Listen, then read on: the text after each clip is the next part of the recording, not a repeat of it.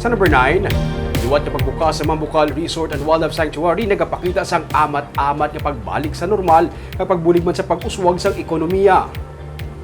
Sunod sa kay Negros-Occidental Governor Eugenio Jose Lacson, luyag nila nga magbukas na ang Mambukal sa publiko kag sa unang nga semana sang Abril ginapaabot ini.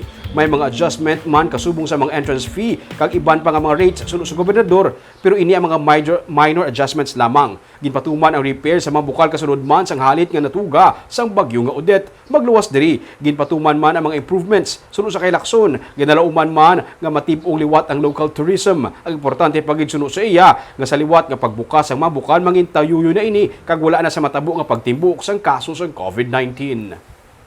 We'd really like to open it, no? We'd really like to open it. At least that's our way of bringing back normalcy in the province. That is also our way to spur the economy. And of course, our way to promote our tourism.